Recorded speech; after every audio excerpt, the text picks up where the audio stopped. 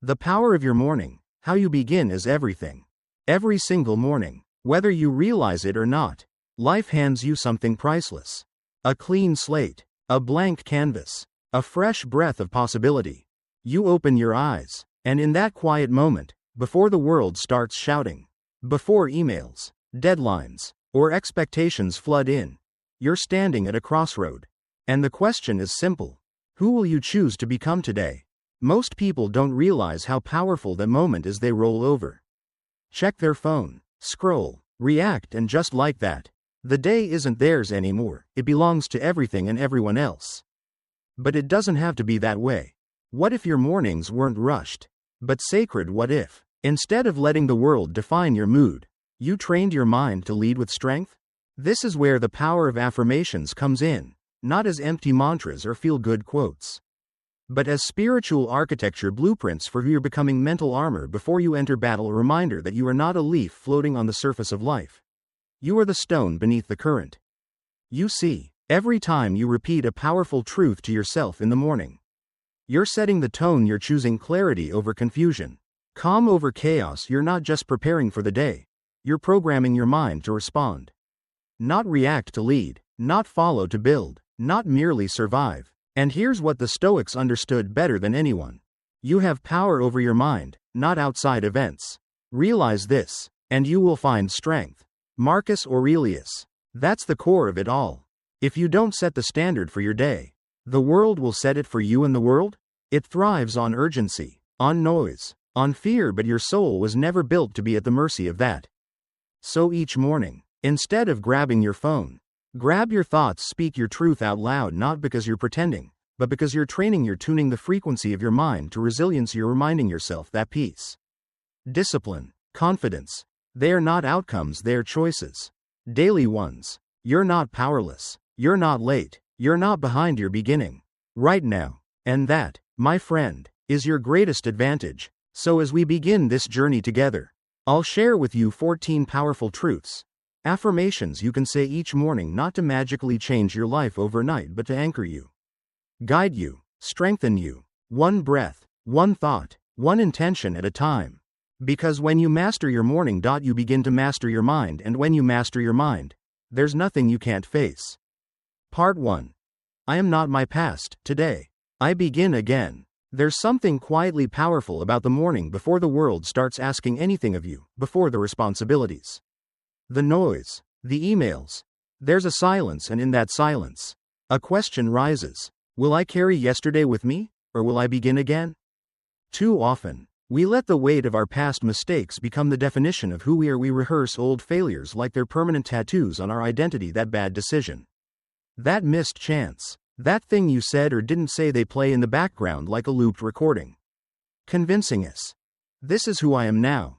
But the Stoics would ask you to pause, to breathe, and to remember this truth. You are not what you failed to do. You are who you choose to become. That's not a cliche, that's liberation. You are not a prisoner of your past. And you are not the guard keeping yourself locked in either. Every single morning is a door. It doesn't care how messy your story has been, it just opens and waits for you to decide how you'll walk through it. Let me ask you this. What would your life look like if, instead of dragging old guilt into each day, you simply stood still, looked it in the eye, and said, thank you for the lesson. I'm done carrying the weight. Because here's the thing. Forgiveness, especially self-forgiveness, isn't about forgetting, it's about extracting the wisdom and discarding the poison. It's about acknowledging, yes, that happened, but it doesn't own me anymore. Think of your past like a scar. It's a mark, yes, but it's healed. It's no longer bleeding. It's not something to hide. It's something that proves you survived, learned, and moved forward. Marcus Aurelius wrote, the impediment to action advances action. What stands in the way becomes the way. What does that mean for you? It means that even your greatest failures, especially those, can become your training ground. They shape your wisdom, your compassion, your strength. They are not setbacks. They're stepping stones. So here's what I want you to try tomorrow morning. Before you check your phone, before you start running through your to-do list, just close your eyes for a moment and whisper, I am not my past. Today, I begin again. And say it like you believe it, because you should, because you can. The journey of healing is not a finish line. It's not something you arrive at and never touch again. It's a choice. A practice. A decision you make each day, to meet yourself where you are. And still move forward. Some days, that means taking a big leap, other days. It's a small step, but either way, it's progress, it's proof that the past isn't the driver anymore. You are. So, what would happen if you woke up tomorrow and didn't ask, why did I mess up yesterday? But instead asked, who do I want to be today? That's the moment your soul begins to heal. That's where power begins, not in perfection, but in presence. You are not what you failed to do, you are not your worst decision, you are not stuck. You are becoming, and today is proof. Part 2. My energy is sacred. I choose where it flows. Let me ask you something. Have you ever ended your day feeling completely drained? Not because you did too much, but because you gave too much to the wrong things? You see, your energy isn't infinite, it's not a resource to be poured out into every demand. Every conversation, every situation that pulls at you, your energy is sacred, and the moment you start treating it that way, your life begins to change. We live in a world where everyone wants a piece of you. Notifications, expectations, conversations you didn't ask for, people who don't see your boundaries because you never made them clear. So, here's the truth. If you don't decide where your energy goes, someone else will, and it won't always be in your best interest. The Stoic philosopher Marcus Aurelius once said, "You have power over your mind, not outside events. Realize this, and you will find strength." What does that mean in today's world? It means that you can't always control what comes at you, but you can control what gets in you. You can't stop the noise, but you can choose what you listen to. You can't stop people from asking, but you can decide what you say yes to. This is not about becoming selfish, it's about becoming sovereign. Your personal energy is the most valuable currency you have, and too many of us are going bankrupt, spending it on things that don't align with who we want to be.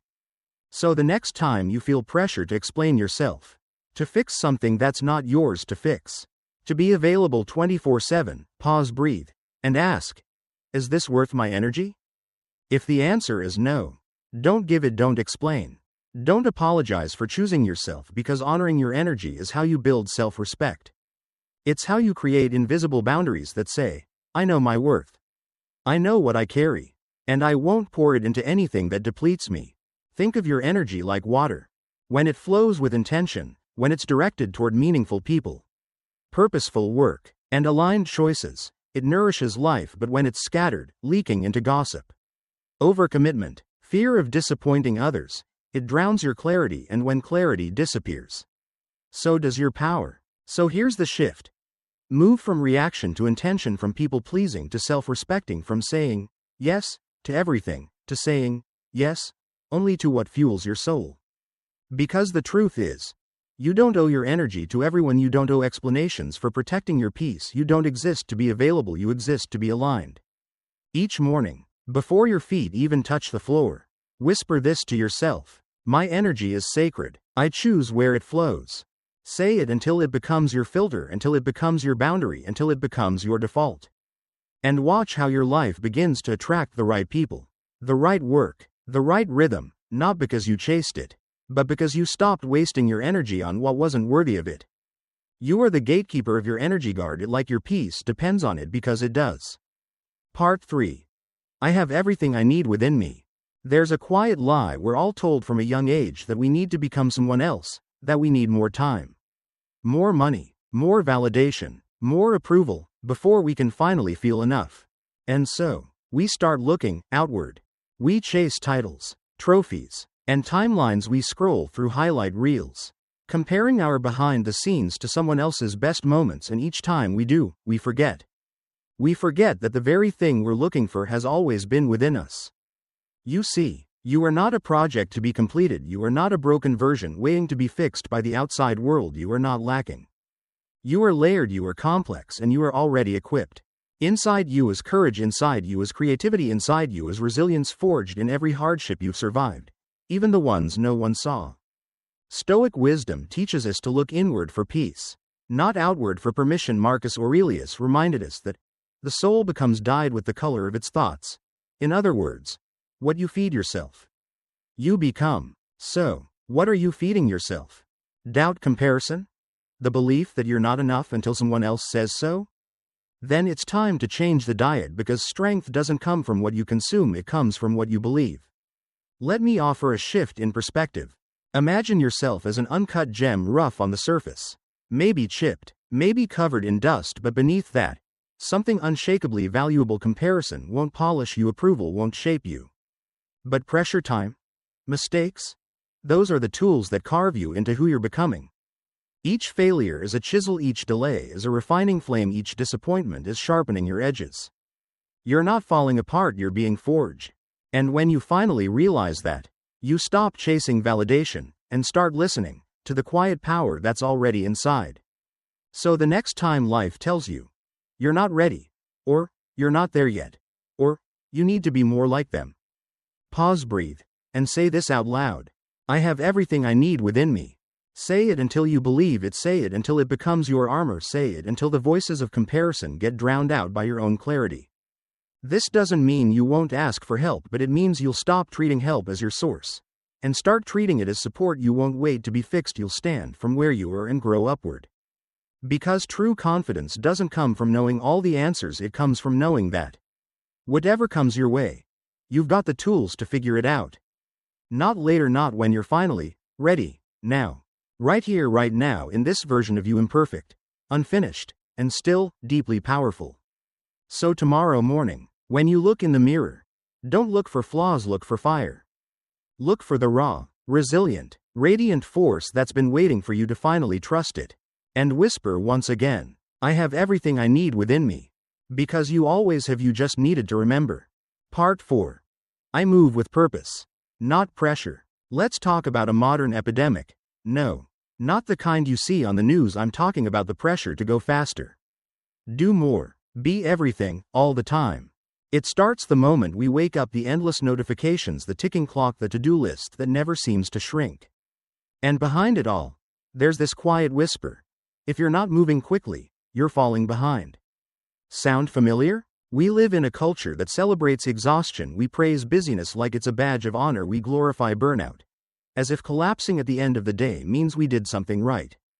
But here's the truth that most people forget. Pressure is not the same as purpose.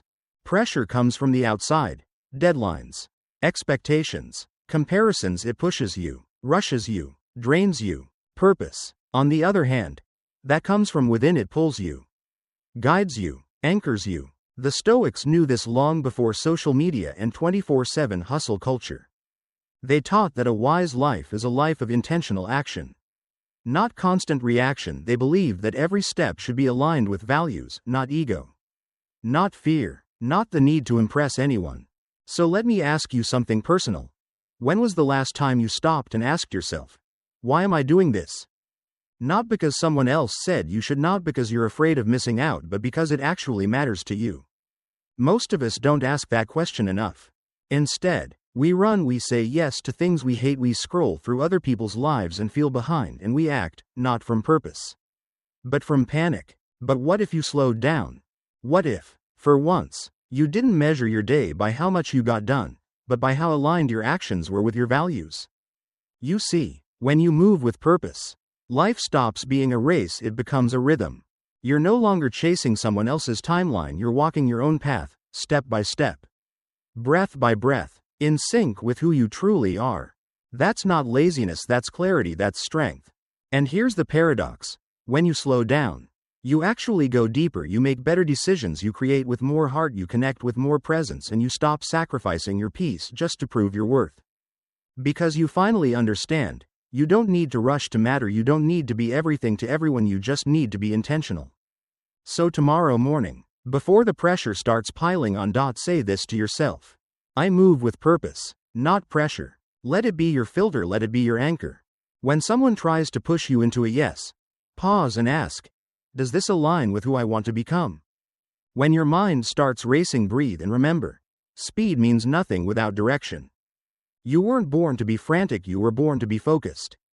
And when you trade pressure for purpose, you stop running in circles and start walking in peace. Part 5. What's meant for me cannot miss me. You didn't get the job, they didn't call back, the opportunity you were counting on slipped away. And now you're left staring at a closed door, wondering, did I mess up? Did I miss my moment? But here's a truth worth holding onto. What's meant for you cannot miss you. It might sound like a comforting phrase, but it's so much more than that. It's a way of living. A way of breathing through disappointment. A Stoic lens for how to navigate rejection. Because the truth is, not everything you want is meant to be yours, and not every no is a failure. Sometimes it's protection. Think about it. How many times in your life have you chased something, someone, a plan, a dream, and when it didn't work out, you were devastated, only to look back months or years later and say, thank God that didn't happen. Because what replaced it? Something deeper, something better aligned, something more you. You see, the Stoics didn't believe in clinging. They taught detachment, not out of indifference, but out of wisdom. Don't seek for things to happen the way you want them to. Rather, wish that what happens happen the way it happens. Then you will be happy. Epictetus. It's not fatalism, it's faith, in your effort, in your intention, in the journey itself. Here's what happens when you truly believe this. You stop chasing what's running away. You stop bending yourself to fit what doesn't fit you. You stop begging the universe to keep you small, just because it's comfortable. Instead, you breathe, you release, you stay open, and you trust that what's truly meant for you is not fragile. It will find you. Even if it takes time. Let's reframe rejection for a second. You didn't get the gig. Maybe that was the space you needed to develop a deeper skill. That relationship ended. Maybe it cleared the path for the person who'll actually match your depth. Didn't get chosen. Maybe life was choosing you for something far beyond your current perspective. You're not being punished, you're being redirected. So when the door slams shut, don't waste your energy pounding on it. Step back, look around. There might be another door that's already open. You've just been too focused on what you lost to notice what's being offered. This is where Stoicism meets personal freedom. Let go of force, embrace flow, and every morning, remind yourself, what's meant for me cannot miss me. Say it with conviction, not as a wish, but as a foundation. Because when you believe that, you move differently. You no longer grasp, you align, you no longer rush. You trust, you no longer question your worth every time something slips away, because you know, if it was truly yours, it would have stayed. And if it left, it simply wasn't meant for the version of you that you're becoming. So breathe, keep doing the inner work, keep showing up fully, and let the right things find you, without you having to chase, beg, or break yourself in the process. What's meant for you will never miss you, and what misses you was never meant to stay. Part 6. My mind is my power. I commanded today. Let's start with a truth that most people forget. Your life doesn't begin with action, it begins with thought. Every breakthrough, every achievement, every breakdown, it all starts in the same place, your mind. But here's the catch. Your mind is like a wild horse. If you don't learn to guide it, it will run wild, dragging you through fear, distraction, comparison, doubt. It will create storms that don't exist and rehearse failures that never happened. That's why mastering your life starts with mastering your mind, and that mastery begins, not tomorrow, not next week, but this morning. The Stoics knew this. Marcus Aurelius wrote, "You have power over your mind, not outside events. Realize this, and you will find strength." In other words, you don't control the chaos around you, but you can absolutely control whether that chaos lives inside you. Let's break this down. Imagine waking up and your very first thought is, I'm behind. That thought will shape your entire day. Suddenly, you're rushing, you're anxious, you're reactive, not because the day is difficult, but because your thought told you it was. Now imagine waking up and saying, my mind is my power. I commanded today. You instantly take the wheel. You stop being a passenger in your own head. You decide which thoughts stay, and which ones are shown the door. Let me ask you something. If someone tried to dump garbage in your living room, would you let them? No. You'd shut the door. You'd say, not here. So why let garbage thoughts live in your head rent-free? Every thought is a seed. The ones you water grow, the ones you starve die. So when you repeat the same empowering idea every morning, I am strong. I am in control. I get to choose my focus. You're not just saying words, you're programming your internal software. You're building a mental immune system, a filter that keeps your focus clear when the world tries to cloud it. Here's the thing. You don't have to believe every thought that crosses your mind. Some thoughts are lies, some are fear in disguise, some were planted by other people. Other wounds, old stories. But you are the gatekeeper. You decide what stays, you decide what gets rewired. Think of your mind like a gym. You don't build strength by doing one workout, you show up. Daily you do the reps. And every time you choose a powerful thought over a passive one, you're lifting mental weight, you're building the kind of inner strength that doesn't flinch when things get hard. This is how transformation works. It doesn't happen when everything goes your way, it happens when your mind says, I'm in charge, even when the world isn't. So tomorrow morning, before emails, before noise, before anything, pause, look in the mirror and whisper with full conviction. My mind is my power. I command it today. Not someday, today. Because today is where your future begins. Today is where new thoughts take root. Today is when you decide to stop being a victim of mental autopilot and become the conscious author of your experience. You're not powerless, you've just been distracted. But now, you're awake now, you're aware, and now, you're in command. Part 7. I rise not just to exist, but to impact. There's a difference between being alive and truly living. Existing is easy, you wake up. You go through the motions. You check the boxes, you survive another day. But living, that's something else entirely. Living means rising each morning with a quiet fire inside, a sense of responsibility, not just to your goals, but to the world around you. I rise not just to exist, but to impact. Say that out loud, let it sink in. Because you weren't put here just to pay bills, check emails, and wait for the weekend. You were meant to light something up, in yourself and in others. Now, impact doesn't mean you have to change the entire world overnight. It doesn't mean building a nonprofit, writing a best-selling book, or starting a movement. It can be that, but more often, it's quieter than that. It's the way you show up when someone feels invisible. It's the way you offer grace when someone least deserves it. It's the text you send that keeps someone from giving up. It's the smile, the listening ear, the choice to care when no one's watching. These are not small things, they're human things, and they're sacred. In a world drowning in noise, kindness is radical, presence is powerful, compassion is revolutionary. The Stoics didn't believe in making noise for the sake of being noticed. They believed in living with virtue, in leaving every person and every place better than they found it.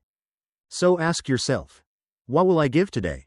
Not what will I get, not how will I win, but what value can I offer to a friend, a stranger, the world? Because when you shift your focus from self-centered striving to soul-centered service, something amazing happens. You stop chasing meaning, and you start creating it. Purpose stops being this abstract thing you're searching for, and becomes a pattern you're living, not someday, not when you're ready, but right now, in this breath, in this moment, in this exact version of you. Let me be honest with you, there will be days when you don't feel like you matter, days when you feel small, unseen, or tired of showing up for others. But here's the truth. You have no idea how powerful your presence already is.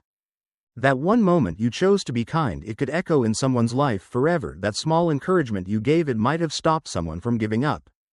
We don't always get to see the ripple, but the ripple still exists. And that's why you wake up, not just to survive, but to serve, not just to breathe, but to build, not just to exist, but to impact.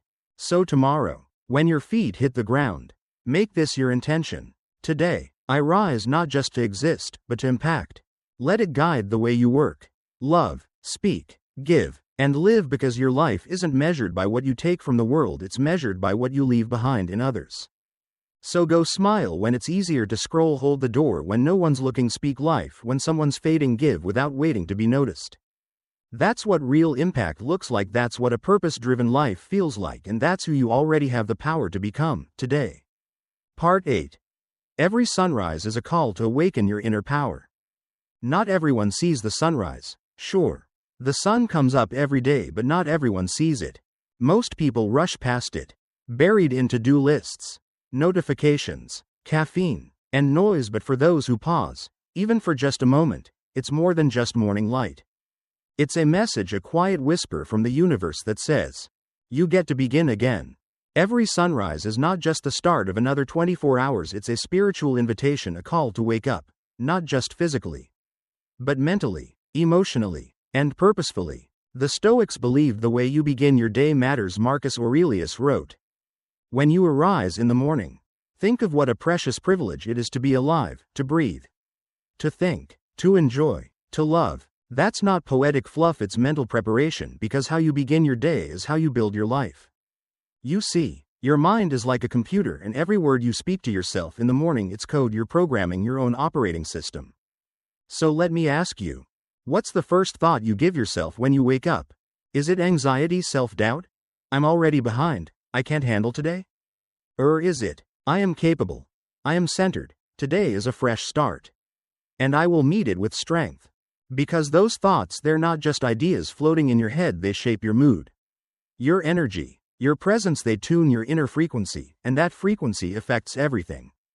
Let me offer a small shift. Tomorrow morning, instead of grabbing your phone, try grabbing your breath. Sit up, close your eyes, and whisper to yourself, this sunrise is mine, this moment is sacred, and I choose to show up with clarity and strength. You don't need to have all the answers, you don't need to feel completely confident, but you do need to be intentional. Because the world will try to hijack your mind the moment you let it. Emails, news, opinions, algorithms. But when you claim the sunrise for yourself, when you claim those first few minutes as your time, you reclaim something most people never even realize they've lost. Sovereignty over your own mind. And here's the beauty of it. You don't need an hour-long ritual, you don't need incense or music or mantras in another language. You just need a choice to wake up on purpose, to speak with purpose, to move with presence. Because when you begin the day grounded in your own center, you stop reacting to life and start responding from power. So let this be your new morning reminder. Every sunrise is a call to awaken my inner power. Not someday, not when life slows down, but today, right here, right now. And if you listen closely, you'll hear that sunrise calling your name. Not just to rise, but to rise with intention. Part 9. I control my perceptions, not the circumstances. Let me share something that can change the way you experience your entire life. You don't control the world, but you absolutely control the meaning you give to it. It's a hard truth to swallow, especially when everything feels like it's going wrong, plans fall apart. People disappoint you. Life throws curveballs you never asked for, and it's easy to think, why is this happening to me? But the Stoics would ask a better question. What does this moment require of me? Because you can't stop the storm, but you can decide whether to panic or to breathe. You can't stop people from being rude, but you can choose whether to be reactive or grounded. You can't rewrite what happened, but you can reframe what it means. This is what perception is. It's the filter between what happens and how it affects you, and when you learn to take control of that filter, you reclaim your power. Epictetus, the Stoic teacher, once said, it's not what happens to you, but how you react to it that matters. And that's more than a quote, it's a survival skill. Let me give you an example. Two people lose their jobs. One spirals into self-pity. I'm worthless. I failed. The world is unfair. The other pauses, breathes, and thinks, this hurts.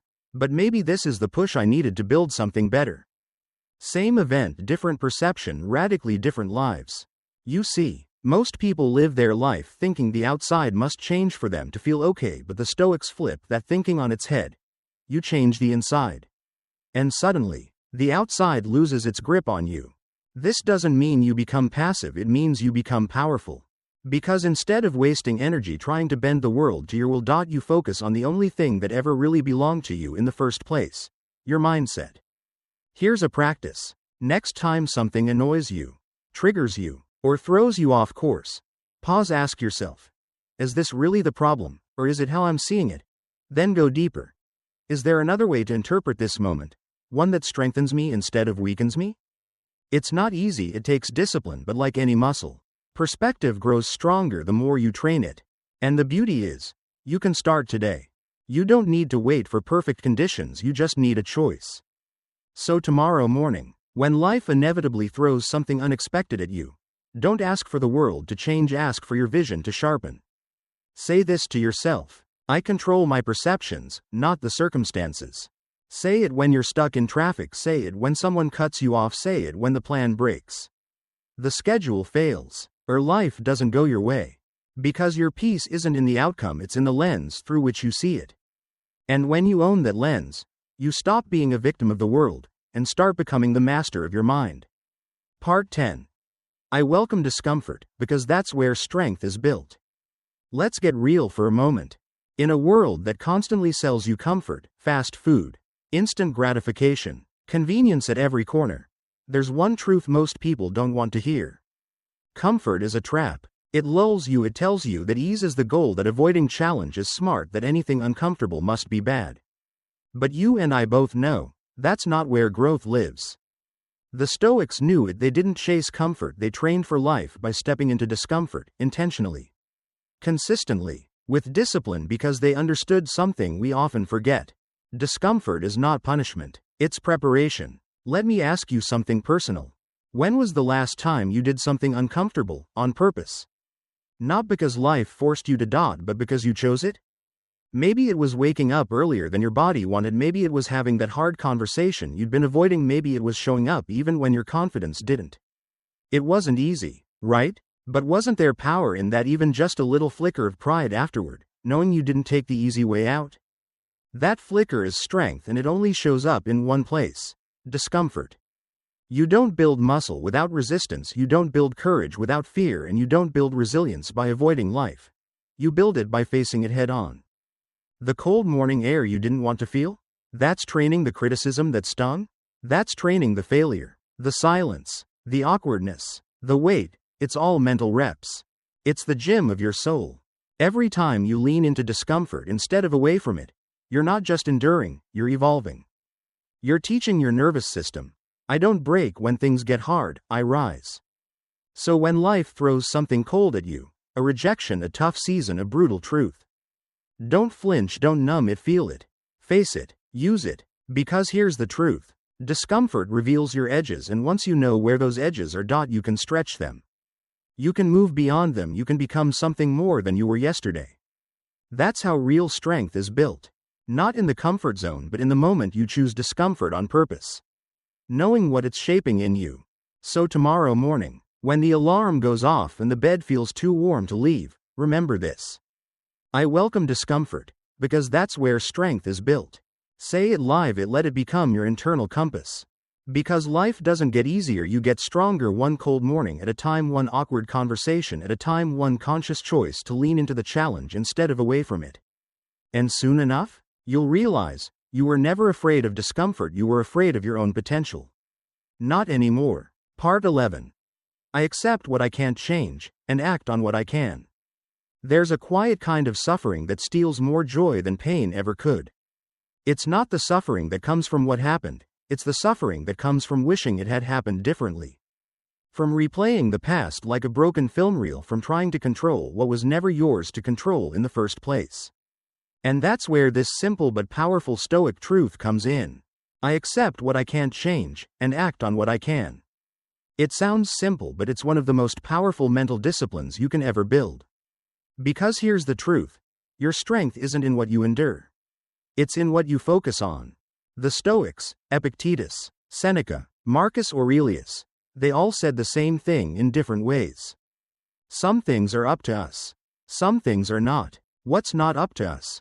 The weather, the economy, other people's opinions, our past, even some parts of our future. But what is up to us? Our response, our effort, our mindset, our discipline, our next move. And here's the catch: most people spend 90% of their energy fighting the first list, and almost none on the second. They complain about things they can't change, they stress over things out of their hands, they drown in what if, and should have, and why me?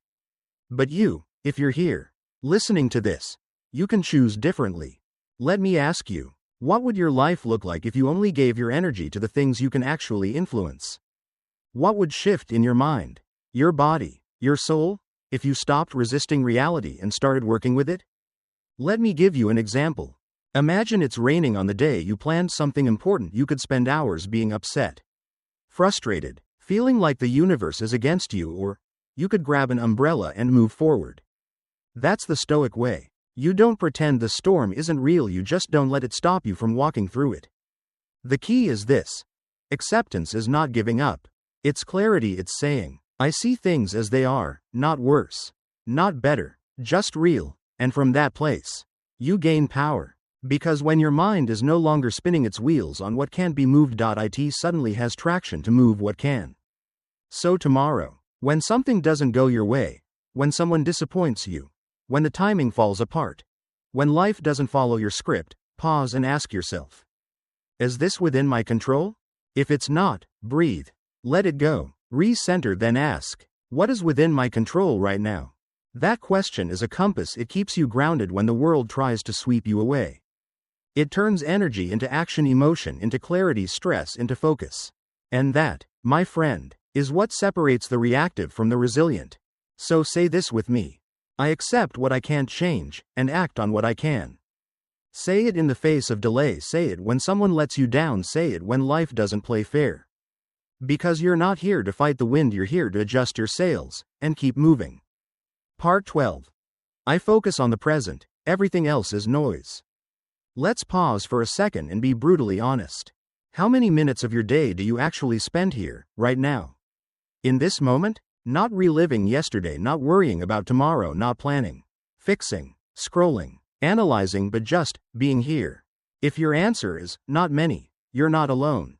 Most people live in two places: regret over the past and anxiety about the future. They replay old conversations like broken records. They fast forward through life, thinking peace is waiting at the next achievement, the next relationship, the next version of themselves.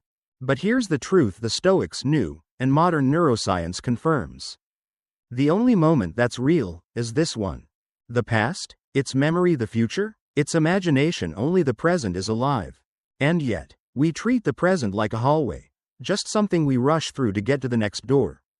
But what if the present isn't the hallway? What if it's the destination? I focus on the present, everything else is noise.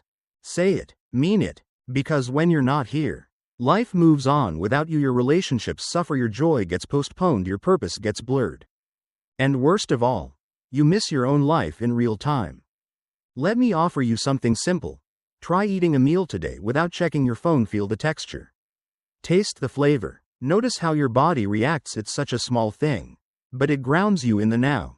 Or go for a short walk, no podcast, no music, just your breath, your steps, your surroundings. At first, it might feel uncomfortable, boring, even. That's not boredom, that's your nervous system resetting. That's the silence your soul has been begging for.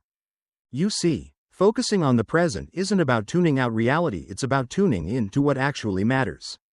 And when you do, you make better decisions, you listen more deeply, you feel more alive because you're no longer reacting from a wound in the past or a fear about the future. You're responding from clarity. Right here and now. Marcus Aurelius wrote, "Confine yourself to the present." He wasn't saying don't plan, he wasn't saying don't reflect, he was saying, anchor your awareness to where life actually happens. Because if you want peace, power, and purpose, they don't live in the past, they don't wait in the future, they're only available now. So tomorrow, when your mind starts racing, when you catch yourself drifting into what ifs and what was, pause. Breathe, return, say it to yourself, I focus on the present. Everything else is noise. Let that be your reset button, let that be your practice. Because every time you come back to this moment, you reclaim your attention, your clarity, your life. And over time, you'll realize, the peace you were chasing, it was never out there, it was always here. In this breath, in this choice, in this now. Part 13. I turn obstacles into opportunities. Let's start with a simple question. What if the very thing standing in your way was actually the way forward? It's a shift in thinking that most people never make because when problems show up, our instinct is to resist, to complain, to blame, to shut down. But what if the obstacle wasn't here to block you? What if it was here to build you? That's the mindset the Stoics lived by. Marcus Aurelius wrote, "The impediment to action advances action, what stands in the way becomes the way." Let that sink in. The challenge isn't the end of the road. It is the road. The struggle isn't proof you're off track. It might be proof you're exactly where you're supposed to be. Let me give you an example. You launch a new idea. You're excited and then, it fails, no one shows up, someone criticizes it, you're tempted to say, maybe I'm not good enough. But what if that criticism was actually your first coach? What if that failure was just data, not a verdict, just feedback, not rejection, just redirection? Every piece of feedback, especially the uncomfortable kind, is information. And if you're brave enough to use it, it becomes the raw material for something better. Ask yourself this. How many people never grow because they never let themselves get tested? How many dreams die, not because they weren't possible, but because someone mistook discomfort for defeat? Here's the thing. Growth doesn't happen when everything goes right, growth happens when it doesn't, and you keep going anyway. That one email that didn't get answered, that's resilience training. That one person who doubted you, that's fuel. That mistake you made in front of everyone, that's real-time feedback you can never unlearn, and that's valuable. But only if you're willing to see it that way. Most people wait for the world to go easy before they give their best, but the Stoic path says, I give my best regardless, and I learn from the storm, not just from the sunshine. So tomorrow, when something goes wrong, when you're criticized, ignored, pushed back, don't shut down, don't retreat, lean in. Ask yourself, what is this trying to teach me? How can I turn this moment into an advantage? Where's the opportunity hidden in this pain? You'll be surprised at what life is trying to show you when you stop seeing problems as punishment and start seeing them as teachers. Because if you want to build something real, a life, a mindset, a legacy, you can't avoid difficulty, you have to master the art of using it. So say it with me. I turn obstacles into opportunities. Make that your filter, make that your habit, make that your way of life. Because that's how strength is built, that's how wisdom is earned, that's how you stop reacting like a victim and start creating like a warrior. Part 14. I practice gratitude, no matter the circumstances. There's a quiet power that rarely gets the credit it deserves. It's not loud, it doesn't trend, it won't make headlines. But it changes lives, from the inside out. It's called gratitude. And I don't mean the surface level, Instagram quote kind, I mean the kind of gratitude that survives disappointment, that keeps showing up when life gets messy, that says, thank you, even when things don't make sense. The Stoics believed that the highest form of strength wasn't control over others, but control over our own perception. And nothing shapes your perception like gratitude. He is a wise man who does not grieve for the things which he has not, but rejoices for those which he has. Epictetus. Gratitude isn't denial, it's not pretending everything's okay when it's not, it's seeing what's still good, even when life isn't. It's noticing the breath you still have, the lesson in the pain, the fact that even when things fall apart, you're still here. Let me ask you something.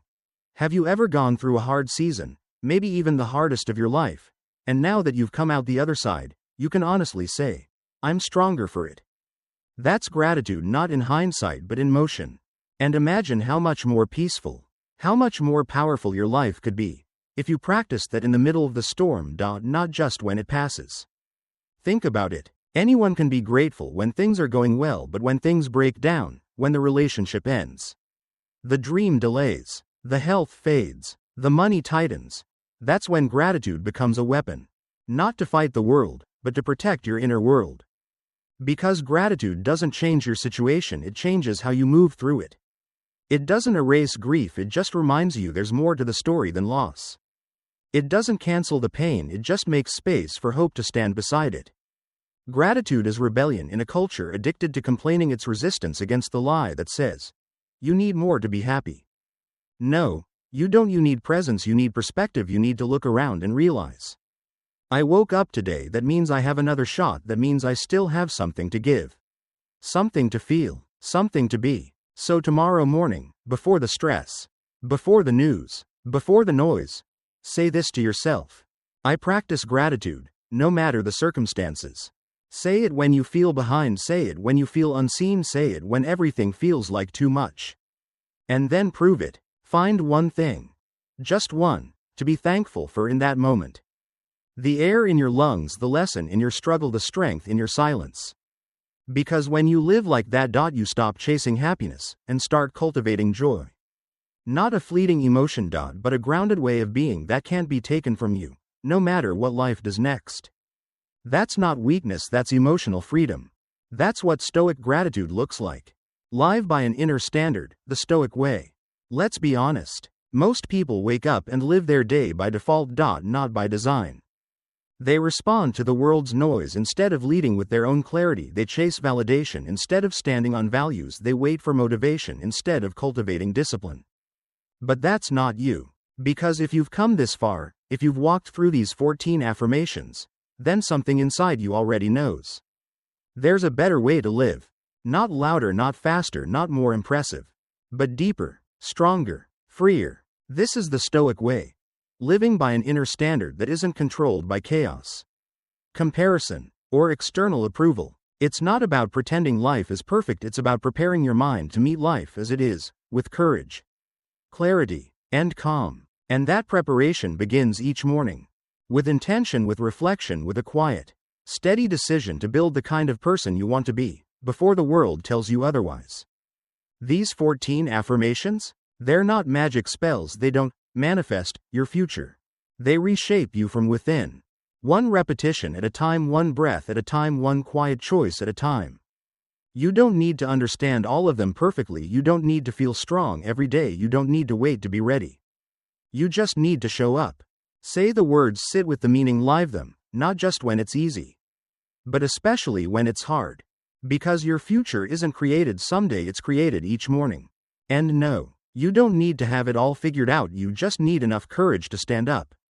Look yourself in the eye and say, I will live by an inner standard today, even if no one sees it, even if no one praises it, because the future I want depends on who I choose to be, right now. That's how transformation begins, not with loud declarations, but with quiet resolve. And if you stay committed to these principles, if you come back to them day after day, they won't just change your mornings. They'll change your life. So wake up, stand tall, speak the words, and let the person you're becoming lead the way.